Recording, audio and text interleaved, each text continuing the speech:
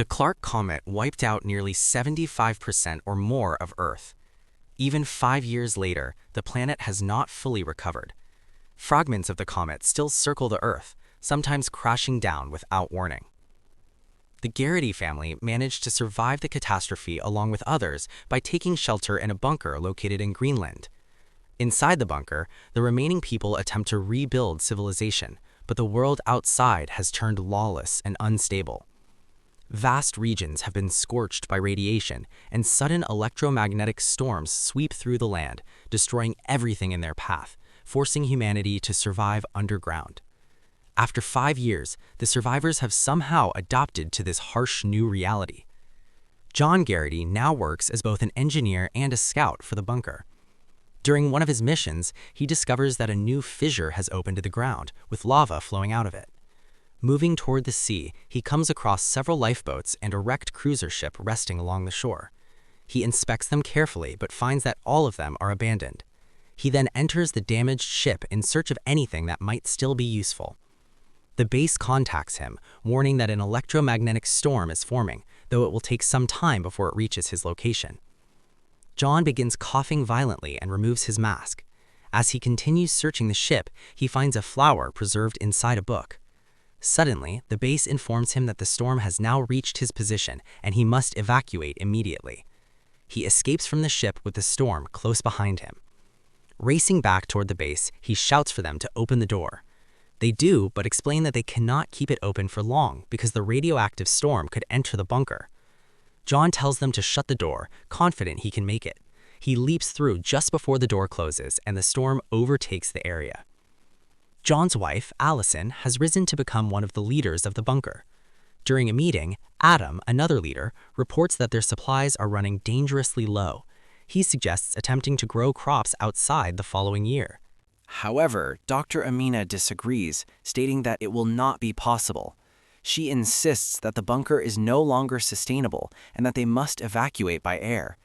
Canada and the United States have been completely destroyed, and Iceland no longer exists. Allison mentions hearing that parts of Western Europe are relatively safer due to fewer storms, but others remind her that radiation is still present there, and even minimal exposure can be deadly over time. Someone asks about the massive crater. Dr. Amina explains that the main fragment of the comet landed in Western Europe, creating an enormous crater. Along with her team, she calculated that the mountains formed by the impact and the depth of the crater block radioactive winds, making it the most suitable place to start new life. However, the general argues that Europe is extremely far from Greenland, and reports indicate violent conflicts are still taking place there. After the meeting, John visits a psychiatrist who asks how he is coping with this new way of life. John replies that he has grown accustomed to it. The psychiatrist advises him to communicate openly with his partner. Suddenly, the entire bunker begins to shake violently. After a while, the tremors stop. The general reassures everyone, saying that if the bunker survived Clark's impact, it can survive an earthquake as well. Allison then asks about a distress signal they received earlier. Adam responds that they cannot accept any more people because the bunker is already overcrowded. Allison refuses to abandon those in need and asks that the matter be put to a vote. The majority decides in favor of the rescue. The general announces that a rescue team will be dispatched the following day. Meanwhile, Allison and John's son Nathan attends school inside the bunker and has developed a fascination with the stars. The teacher explains that a fragment of the comet called Samar remains trapped in Earth's gravitational field, forming a ring around the planet. John is repairing the water pipeline system with a friend. They manage to fix the issue and feel relieved and proud of their success. Allison and Nathan later go to the community hall where they meet John. John presents Allison with the flower he found on the ship. She expresses concern about his scouting missions and his exposure to radiation, but she thanks him for his dedication. They talk with their son, and Allison mentions that Nathan was caught wandering outside. John scolds him, warning that it is dangerous. Annoyed, Nathan responds that he had asked for permission. Allison comments that Nathan is becoming just like his father, always venturing out despite the risks. That night, they spend some time dancing together. Later, Nathan goes outside to observe the stars. He has created holes in his sheet that resemble star constellations. The next morning, a rescue team sets out under the supervision of the leaders and military personnel. They successfully locate and rescue the stranded people and begin returning to the base. John resumes his duties and notices that his friend appears deeply worried. He sees a crack forming on the wall. The rescue team asks permission to go to a second location where more people are trapped. Adam says they can't afford any more people, but Allison wants a discussion about it, but suddenly they lose connection with the team. The base starts to shake. The power went out. The base is cracking. Everyone holds on to their life as the base is breaking down. After the earthquake stops, John gets up with the help of his friend. First, he runs towards his wife. He helps her. Fortunately, she is okay. They then run to rescue their son. He is fine and already ready with his mask. They then ask him pack the essentials and also his insulin as he is diabetic. John runs to grab some masks. Wearing the masks, they try to leave the base, but the exit is already full of people trying to escape. John takes them to another exit, but it has collapsed, but they somehow manage to pass under the concrete. He opens the door, but it starts to shake. They run out there before it collapses on them. Outside is full of people running towards the sea. They lose their son for a bit and find him helping Dr. Amina together. They then go towards the sea. It is already filled with people trying to get inside the lifeboats. They see some people are trying to steal Adam's mask. They go to help him. Amidst the scuffle, someone stole Jay's mask. They manage to escape from there and see an open lifeboat. Hurriedly, they go inside. They close the door as they are already full despite the fact that people are trying to enter. The pilot then starts to drive the boat and they leave from the shore. Suddenly, they notice a big wave coming and brace themselves for the impact. The tsunami wipes out people on the shore, but they manage to survive the wave on their boat. They now have to decide where to go. They only have a week of supply, so they decide to go towards England. John sees that the radiation is low, so they can take off their masks. Days pass and the boat starts to malfunction, but John, being an engineer, fixed the boat. As night falls, Nathan enjoys watching the night sky. They can see the comet's debris still stuck on Earth's orbit. Nathan shows her dad stars, which he learns from school. Suddenly, a meteor falls from the sky. They wonder where it's going to hit. The next morning, the boat stops again, and the pilot informs them that they are out of fuel. They are now at the mercy of the wave current. Days pass and everyone is getting restless. Soon, their boat hits something. They come out and see an underwater building. John says he knows the place. It's Liverpool. Half of the city is underwater. They paddle the boat towards the ground. They come out of the boat. They must find some shelter soon. They see people there and they are going somewhere. They follow them and find a rescue bunker.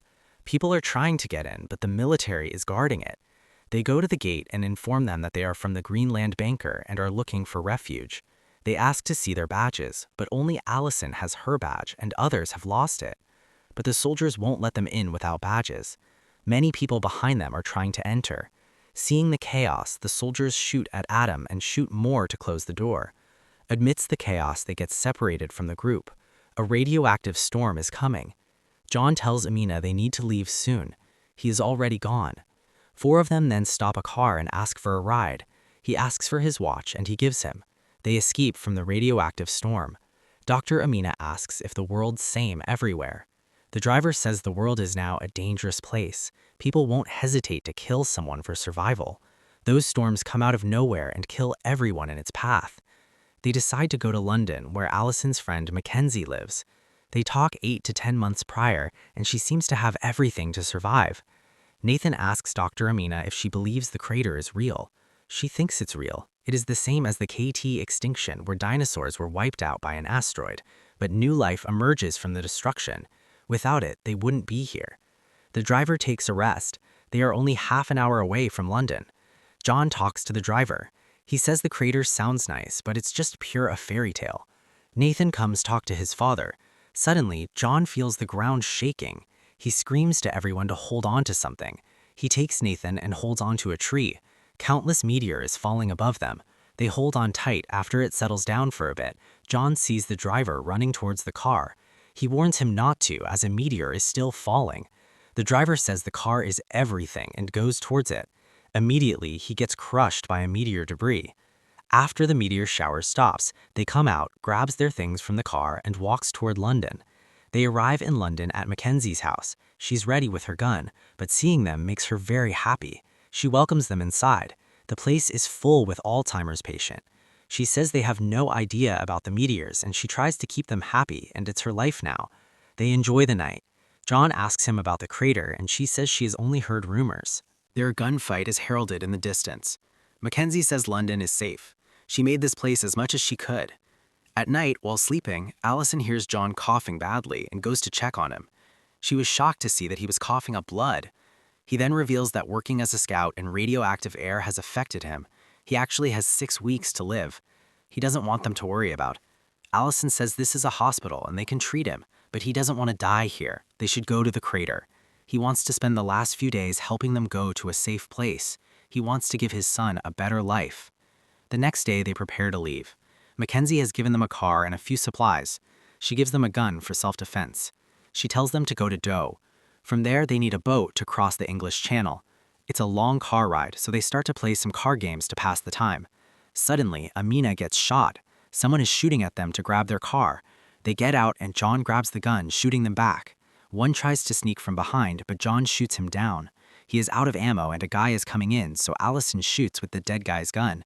They then check on Nathan, who is okay, but Amina is gone. They buried her in the ground. John says some words to give her a proper burial. He asks why they pray for the dead. John says it's good luck for their afterlife. After driving a few more hours, they arrive at the English Channel, but they are shocked to see that the whole sea is gone. It's the total land from Britain to France. On the positive side, they don't need to leave the car. They then drive towards France.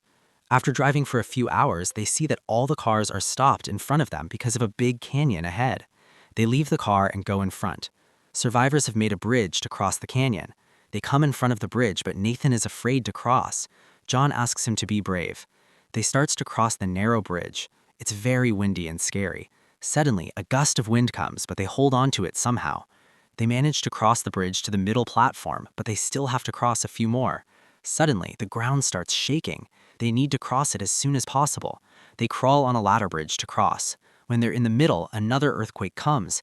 They hold on tight. The rope bridge breaks and many people fall in. The bridge ladder is also shaking. One guy tries to run back, but the path is blocked. Seeing their bridge about to fall, he jumps onto their bridge, hitting Nathan. Nathan hangs on the ladder. John helps his son to get back. The platform is collapsing. They hurry up and manage to go to the other side. The whole thing collapsed into the canyon. They walk towards France. They can't tell if they arrived in France or not, as everything is destroyed. Suddenly, a man points a gun at them. John introduces themselves and says they mean no harm, they just want to go to the crater. The man lowers his gun and shakes their hand. He then asks them to come with him. He takes them to an abandoned mill in Kalila. He has made this his home. He used solar power for electricity. They filter the radioactive air as much as they can. He introduced them to his wife and his daughter, Chamelia. His wife is paralyzed and can't talk, a toll of the radioactive air. They then have some food. The man asks why they want to go to crater. John says they hear it's the promised land, humanity's last hope. He says the place is very dangerous. The Western Alliance, with the remnants of the French army, defends the place against the Eastern Alliance, which wants to take the resources of Crater. The whole place is a war zone, impossible to pass. At night, Camila shows Nathan his room, and he shows her his blanket where he drew the stars. Allison asks John what his father told him privately when they were leaving for the bunker. He reveals that he made him promise to protect her and Nathan. The next morning, the French guy gives them a map and tells them the way to avoid the war. It will be difficult, but when they arrive at the Western Alliance base, he should ask for Commander Jennett and show him the picture. He and Jennett were friends. He will help them to go to the crater. He then asks him to take his daughter with them. She shouldn't be stuck there with them. She deserves a better life. Allison, who heard their conversation, says they will take her to the crater safely. Camila bids a heartfelt farewell to her parents. They then leave for crater. They take a rest and play some family games when some soldiers spot them. The soldiers are from the Western Alliance. In French, they inform them that the place is restricted to civilians. As others are confused, Camila in French tells the soldiers that they are looking for Commander Jennett, who is her father's friend, and promise them to take them to the crater. They say it is impossible to pass. John then asks for their help.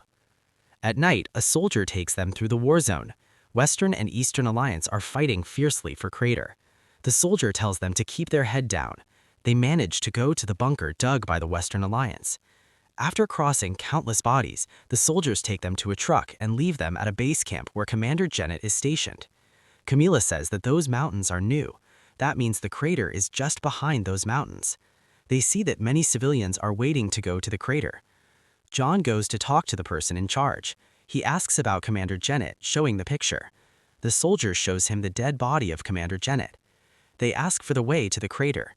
He says they can't help them and orders them to leave, but John pleads with the soldiers, says that he is a dying man and just wants to take his family to crater. The soldier tells his subordinate to make room for them in the bus. They get on the bus and finally leave for crater. On the way, their bus is attacked by the bandits. They take out the guards. When the driver tries to escape, they shoots him down. They tell the people on the bus to leave. It's now their bus. All of them are forced to leave. John tells others to go ahead. After everyone leaves, John attacks the bandit. His friend tries to help, but others take him down. There are 2 gunshots heard from the bus. John comes out alive, but he has been shot. They tend to him. Everyone enters and Allison drives the bus. After some distance, the bus is unable to go up, so they come down and decide to climb on foot. With the help of others, John climbs up the mountains. At the peak, they see the big impact crater, Clark. It is exactly what they heard, with fertile farmland, fresh water, and clear sky free from the radioactive air. Seeing the scene, John asks them to take a rest. John is very happy that they made it. He then collapsed on the ground. He tells them he's glad that he got to see them make it safely here. He then passed away. Nathan recites the same line to give a proper goodbye. It's now their job to create a new, better world guided by kindness, compassion, and understanding. So you were watching the recap of the movie Greenland 2: Migration. If you like, please subscribe.